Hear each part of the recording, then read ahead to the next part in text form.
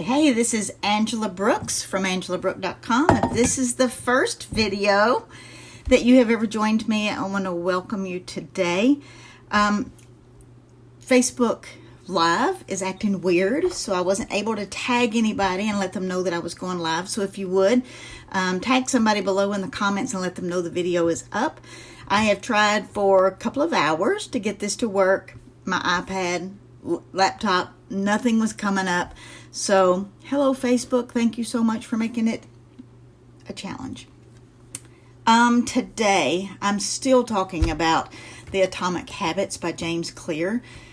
If you're reading along with me with that book, which I've a little bit behind, we've got some serious family issues going on, and that has taken preference over everything else.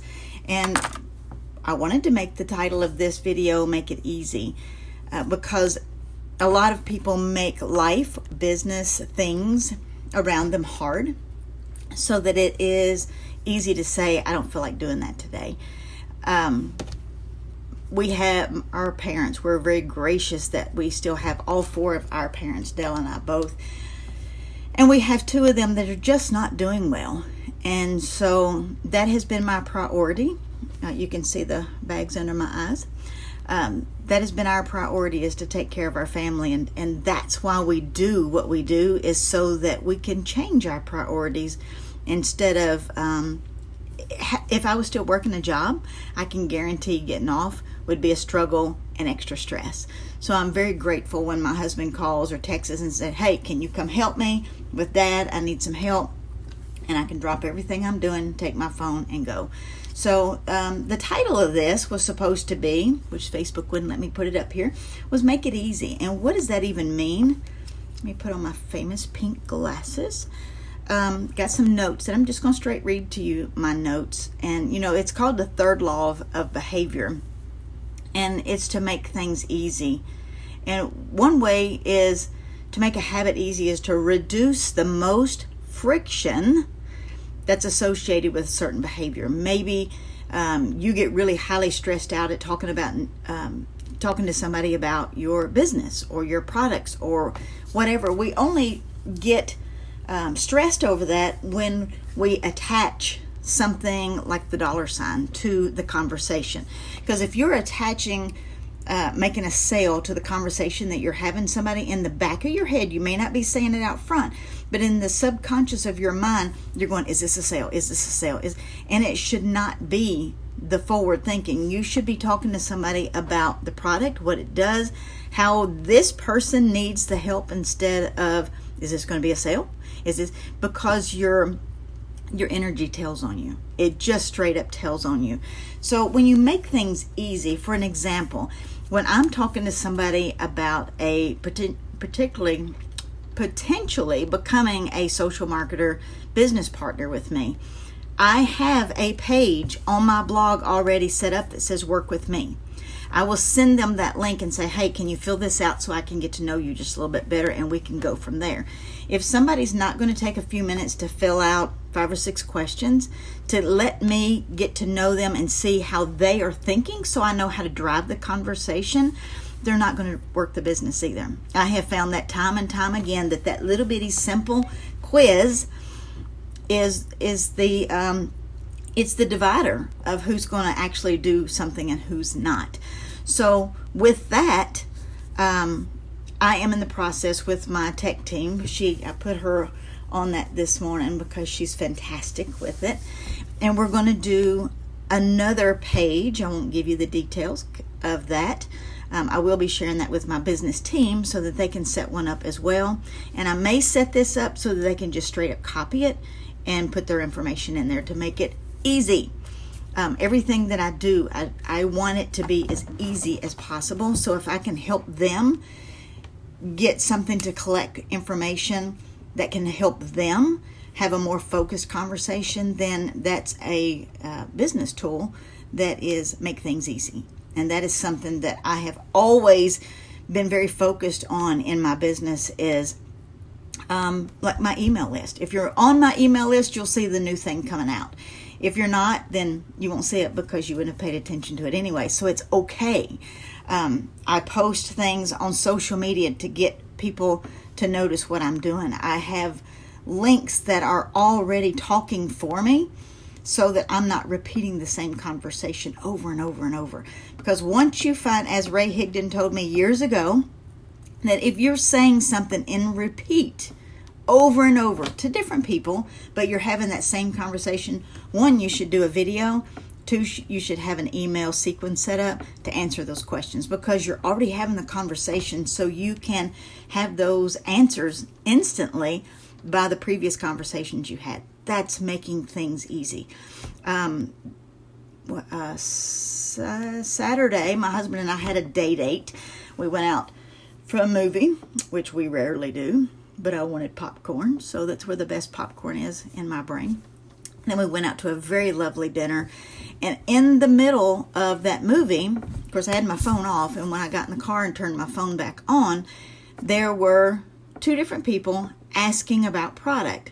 All I had to do is say, hey, I'm out on a date with my husband. Thank you for asking. If you will fill out this link, when I get home this afternoon, I will absolutely reach out to you. One of them did. One of them did not. Guess who signed up as a customer? The one who did.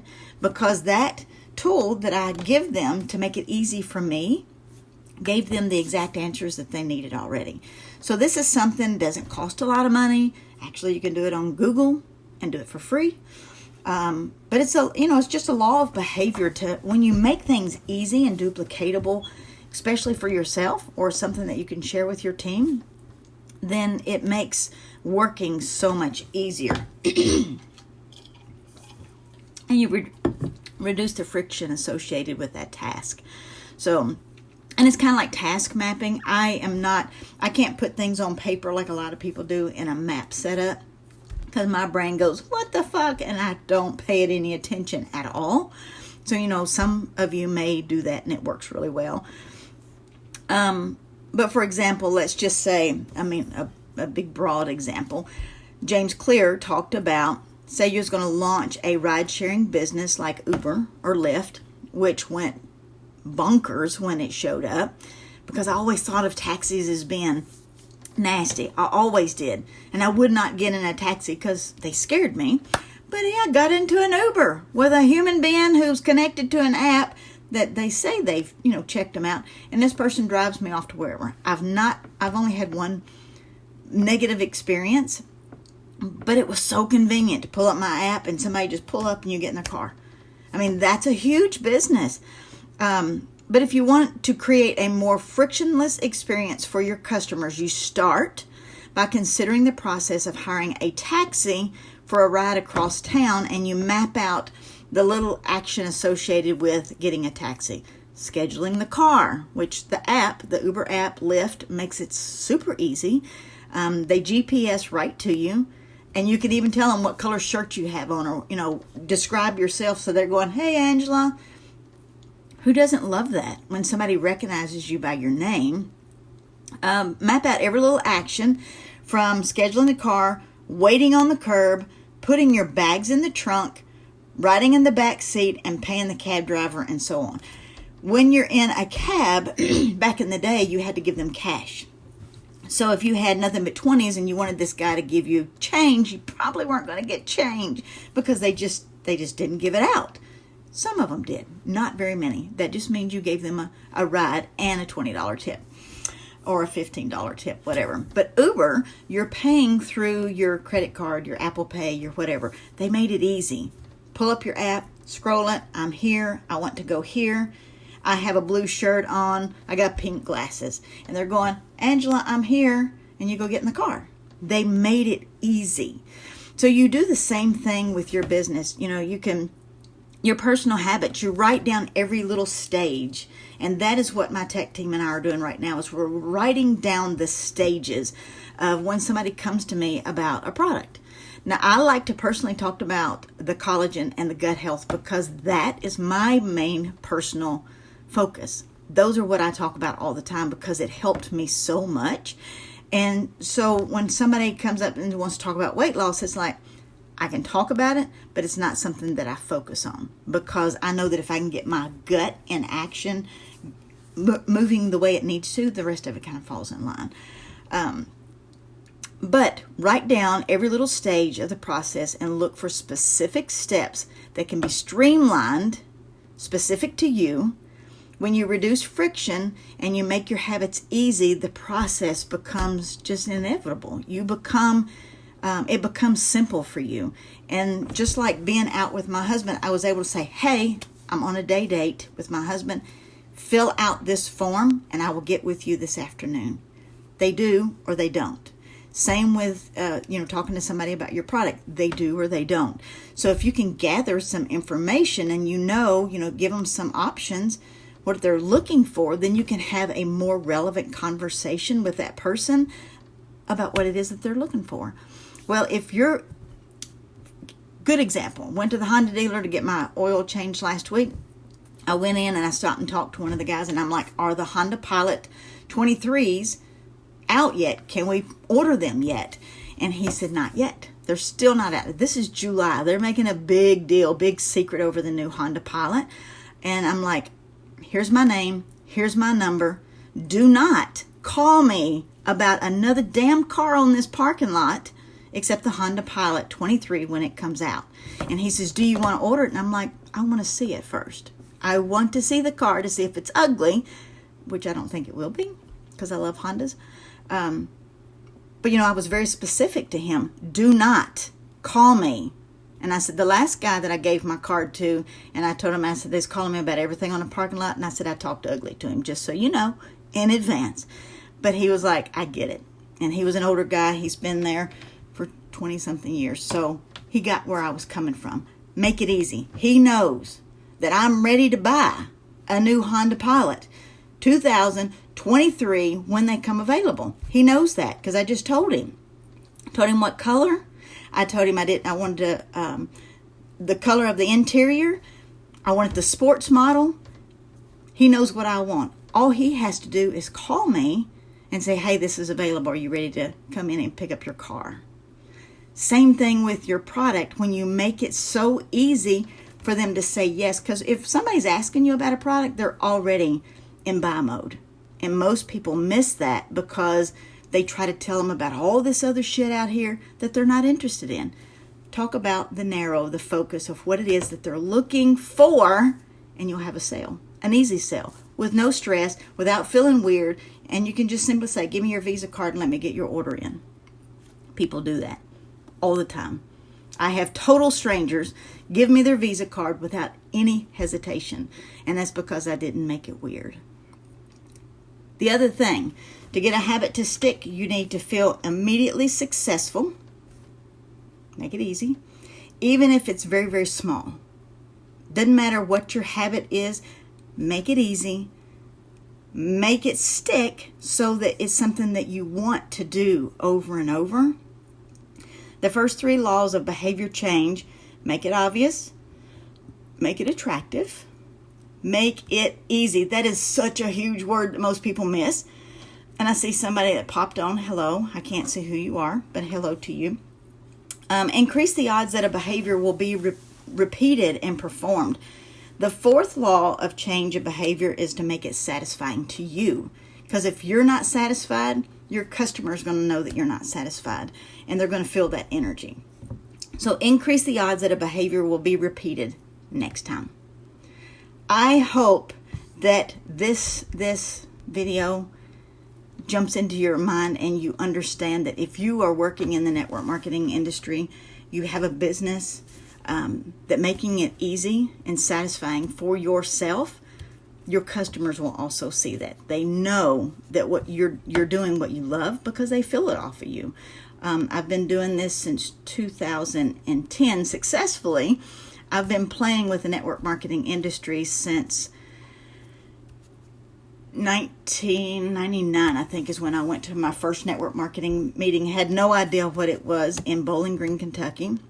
And I don't even remember what the product was. I just remembered the guy in the front of the room made it sound so good that I was a single mom. I had my toddler with me, and I was like, okay, how does this work? Back then, we didn't have the internet. We didn't have email lists. We didn't have a lot of the things, the tools that we've got now available.